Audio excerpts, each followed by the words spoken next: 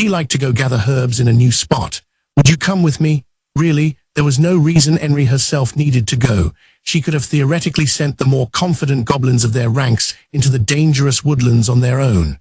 But the goblins she summoned had a peculiar shortcoming.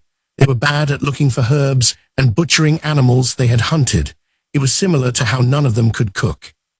Henry could show them an herb, but they couldn't find another of the same variety even if it was right in front of their noses. It puzzled her. They simply lacked those abilities. Moreover, there was no sign that they had the ability to learn or acquire those skills. It was almost as if they were erased from their memories. As a result, when it came to gathering herbs, someone had to go with the goblins. I don't mind going, but it might be a little tricky to have you come along. What? Really? Yeah, Kyume was just talking about how something might have happened deep in the forest. During times like that, the woods get agitated. Henry looked confused, so Pepo explained in detail. Cautious monsters sometimes shift their territory. When that happens, neighboring territories get jumbled up temporarily. It causes all sorts of confusion. To put it simply, you're more likely to run into a monster. The forest becomes more dangerous. If you're unlucky, you might even come across monsters outside the woods. No matter how daring you are, there's no need to leap directly into danger, is there? I see. Henry wondered if she was actually daring. She chalked it up as more of the goblin's usual flattery and let it go. It seemed like there was a big migration before too. Something must be going on, huh? I don't know. I really don't. I'd like to send some guys into the woods to do a detailed investigation. But if we leave, there won't be as many people to protect the village. Oh, how about sending adventurers? That would be tough. Henry frowned. Nephi told me hiring adventurers costs a lot of money. Apparently, the Lord in Rantel would cover part of the cost, but it would be hard for us to cover even our share. Maybe if we were able to forage and sell a lot of herbs, it would work out. But our only other option would be to sell the items Sir Gown gave us. Aunt's Gown had given her 2 horns. She had used one, but she still had the other hidden in her house. Don't do that, boss lady. If it came to that, it'd be better to blow it. No, of course I want to sell it. She didn't want to be the low sort of person who would pawn off a generous gift. Even if they were in trouble if she didn't sell it, she would still be against it. She especially didn't want to do anything so ungrateful when Aunt's Gown continued to be so concerned for the village that he had sent over a maid with golems. But what a dilemma. We can only gather these herbs during this time, so even if it's a bit dangerous, I'd really like to go if possible. Henry smiled at Nemu, who seemed nervous. She wanted to avoid doing anything that would upset her last remaining family member, but she would hate missing out on a chance to earn some precious cash. Maybe her priorities were a little out of order. She needed to pay her debt to the people who put their lives on the line for the village. They considered her their master. She needed to make a pile of money. She wanted to see what she could do to buy the goblins new gear. Full plate, or whatever seemed to have good defense, would be ideal. That person in the black armor, what was her name again? She had no idea how much weapons and armor cost, but it had to be quite a hefty sum. That was precisely why Pepo held out a steadying hand when she looked so determined to rush ahead. Well, it's just my opinion. I'll ask our leader about it, so don't make any hasty decisions. I don't want to get scolded for claiming a half-baked idea. I bet the boss would also like to get his hands on all sorts of herbs. Just as Henry was wondering what to do, she heard a cute little rumbling noise. When she looked up, Nemu was shooting her a dissatisfied look. I am hungry, Henry. Let us eat. Yes, sorry, Henry said. Clean this up and wash your hands. I'll make lunch. Okay.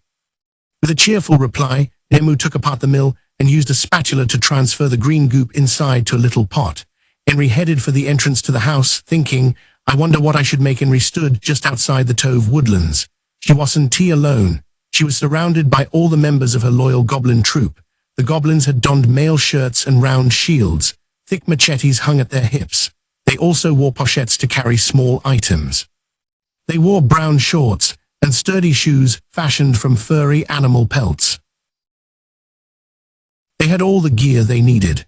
The fully outfitted goblins were going over their kit one final time. They checked that their water skins were full and their machetes were sharp. They were so well equipped, but packed lightly, because they planned to finish their business quickly rather than spend hours exploring the forest. Not all of them were there as escorts for Henry. Their main objective was to do a detailed investigation based on the news the rider had brought. They wanted to find out what had occurred in the woodlands. Still, all they needed to do was protect the village, so they decided to explore more broadly in the settlement's vicinity rather than plunge into the forest depths. Only 3 goblins would go gathering with Henry. Enfira was with her too. He was all ready to go, wearing clothes suitable for picking herbs in the forest. He must have sensed her gaze. He cocked his head as if to ask what. She waved her hands to show she had nothing particular in mind. He still must have been worried, because he walked over accompanied by a large goblin. The goblin had a hulking physique. It was hard to believe he was the same race. He wore a heavy-duty, roughly fashioned breastplate. He carried a well-used great sword on his back. This was Jujumu, the goblin leader. Henry had named him after the goblin hero Jujumu. Incidentally, all the knights who fought alongside that hero had special names. She had given those names to the rest of the goblins. You don't seem worried, but is something wrong? No, I am fine, really. I just happened to look at you. That's all right then, but remember that even a little thing can get you killed in the woods. If anything seems off, let me know. Yes, right, boss lady. Like I said before, we're gonna be checking out the forest, so we want to be able to come to your rescue so quick. Will you be all right? Jujumu twisted his craggy face into a worried look and peered at Henry. In response, Henry smiled. I'll be fine. I'm not going that far in, and these guys will protect me. If you say so. He eyed each of the goblins she was looking at. Then he raised his voice. You guys probably already know this, but don't let the boss lady get so much as a scrape. The 3 goblins going with her Goku, Kaijari, and Unrai gave a lively reply. And boss man, I am counting on you too.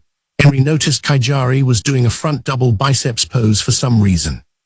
So now is a good time to do something? Ahem, of course, I'll protect Henry. Henry thought she saw a sparkle in Enfira's teeth as he laughed, brimming with confidence.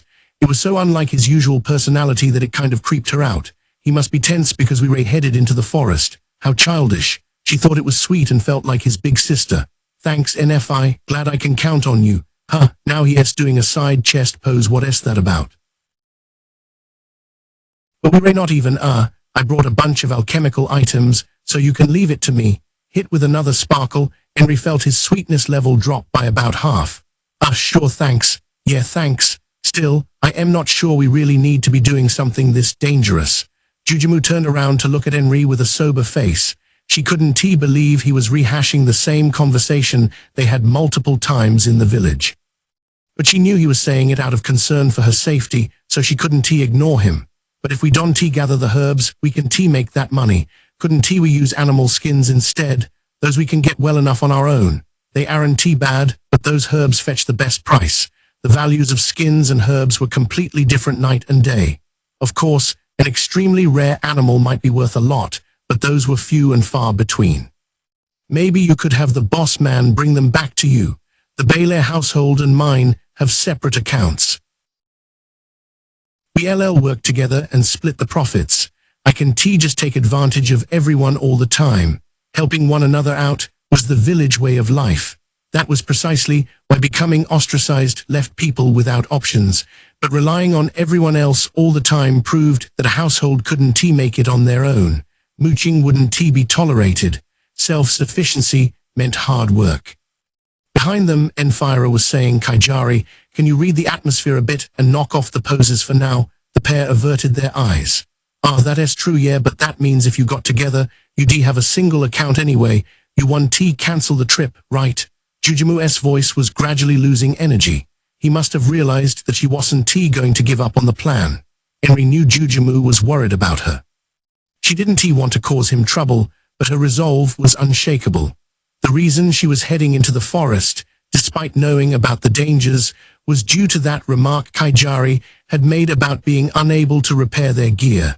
She might have been able to sharpen a knife, but mending iron gear would require a true blacksmith. In other words, the goblins were facing a hidden crisis. As their gear degraded, they were at greater risk. It was essential to have backup equipment. If they put their lives on the line and worshipped her as their master, what could Henry do in return? She couldn't just hide in a safe place, enjoying the fruits of their devotion. She concluded that she needed to do everything in her power to let them fight to their full potential at a moment's notice. The goblins were Henry's bodyguards, and they also protected Khan. Following that logic, she could probably tax the villagers to buy weapons for them, but she rejected that idea as soon as it came to her. She wanted to pay back her debt to the goblins personally. This foraging trip was, in a way, an expression of her sincerity and pride. We would like to have scouted the area. Before you go, the goblin mage Dano chimed in from behind. She wore the skull of some human-like creature. In her hand she held a twisted staff. It looked shabby but was still taller than she was. Her body was heavily accessorized with peculiar tribal ornaments. Her chest had a slight swell to it. Looking at her face, Henry could distinguish a slight softness compared to the men. Henry was used to it, but could still barely make out the difference. An average human wouldn't be able to tell at all, but you have no idea what it's like, right? Yeah, unfortunately we don't know if it's safe or not. Even if we went first, all we would find out is whether the forest had calmed down, but that would still take time. If we wanted to know the new layout of territories within the forest, it would take longer. By then, the herbs they wanted to collect would be out of season. Hearing Dano's comments, Henry's strong will shone in her eyes. It's all right, I won't go in too deep, she said decisively. After repeating the same argument several times, Jujumu understood that Henry wasn't going to change her mind. He gave up and turned to the three goblins who would be accompanying her. As expected, he said the same thing as before. We can guard her, so you guys gotta protect her as our representatives. You too, boss man. It would be safest for everyone to go together. Dividing our force is awfully foolish, grumbled Dano. But that would take too long otherwise, right? Yeah, if we don't shoo away the monsters heading toward the village and the creatures trying to establish territory nearby, there'll be trouble. Once they've built a nest, they won't leave.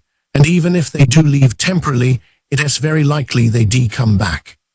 With the changes in how the spheres of influence mapped across the woodlands, it was essential that they perform a search, especially in the areas near the village. They were readying for round one of this reconnaissance.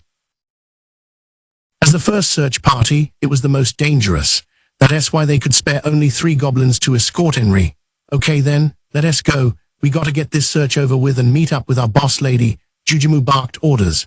The goblin troop responded with a ferocious roar. Inside the woodlands, about 150 yards in, the temperature had dropped more than a couple of degrees. This was simply because the sun's rays didn't reach the forest floor. That said, it wasn't completely dark. Even Henry could see their surroundings fine. Wading through the crisp air, the party of 5 advanced into the forest. For now, silence reigned over the woodlands.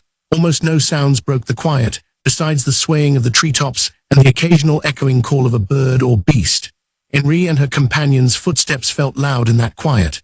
The other party, headed by Jujumu, must have gone far ahead because they could no longer hear them. Henry's group advanced in a wedge formation. Henry and Enfira were in the center. It was difficult to stay spread out in the forest. A single file line would have been standard, but they insisted on the formation in order to protect the 2 humans. That slowed down their group, but they decided there was nothing they could do about it. When they went farther in and began heading north, Enfira started glancing around. He was searching for treasures sleeping among the tree's herbs. Henry was no amateur when it came to herbs, either. She knew quite a lot for a girl her age, which ones could be simply ingested orally, which ones were more suited for topical application, and which ones could be made into potions. But she didn't even come close to Enfira. He had a profound knowledge of not only medicinal herbs, but also the ones that could be used for alchemy. Did you find a rare herb? When Henry asked, all the goblins started posing as if on cue. More double biceps poses, it must be the hip thing to do. Henry cocked her head. She didn't notice Enfira's fed-up expression. Why didn't I tell them those signals were a bad idea? Being a chicken is the worst. So do you see that brownish moss over there? Sure enough, there was moss in the direction he was pointing. That is Bibiamoku moss. If you mix a bit of that into a potion, it makes the effects a little stronger. Wow, really? It looks like normal moss to me. Even now that you've pointed it out, I probably won't be able to spot it. You're a amazing NFI. You really are something, boss man. Is that a valuable herb? It's worth a fair amount, but wait. We don't need to get that one.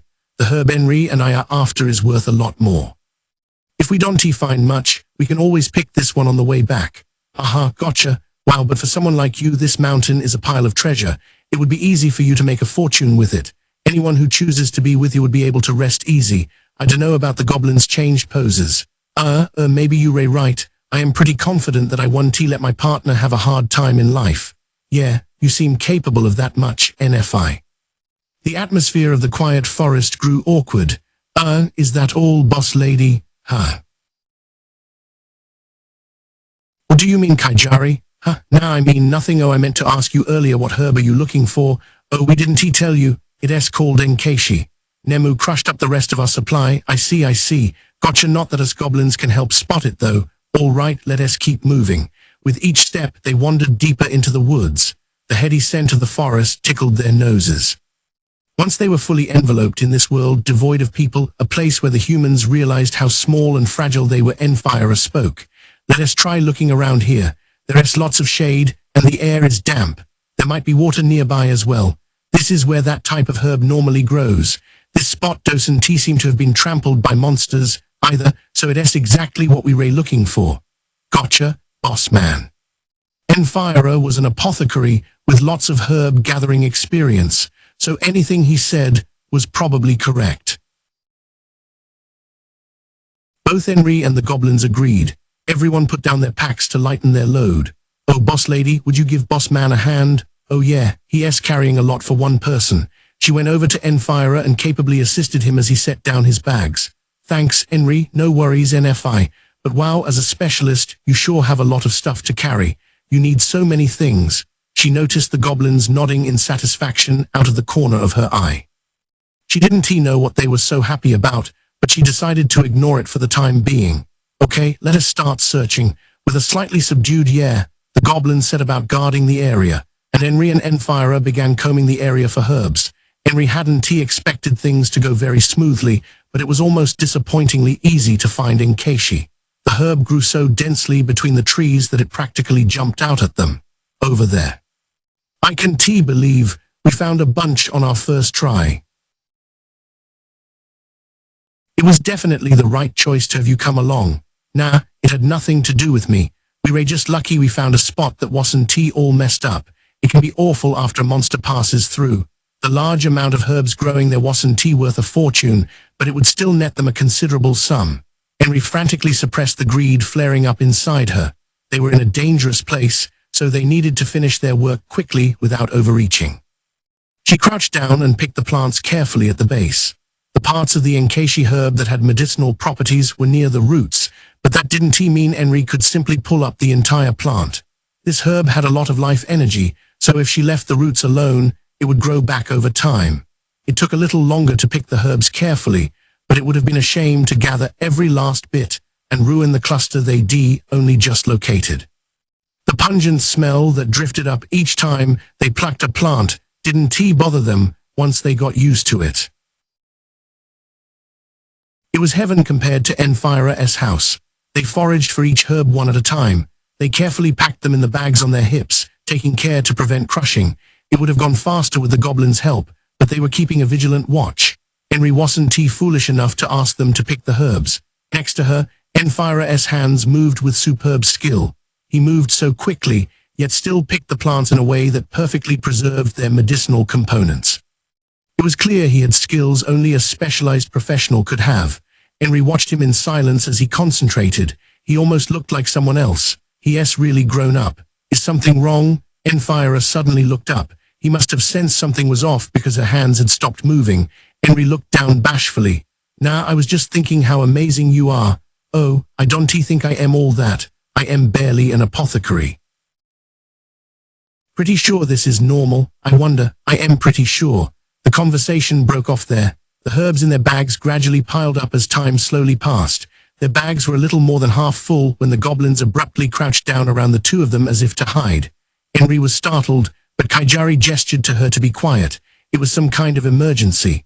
Once she realized the situation, she finally stopped moving and strained her ears. From very far away, she could hear the sound of something moving through the undergrowth. What is it? Something else coming this way. It could be aiming for us, but most likely it just happens to be headed in this direction. First, let us pull back a little from this place. Would an item that could make a loud noise work as a decoy? No, boss man, I think we better not. It seems like it could backfire. Okay, let us go. The five of them moved away from the noise into the shadow of a nearby tree.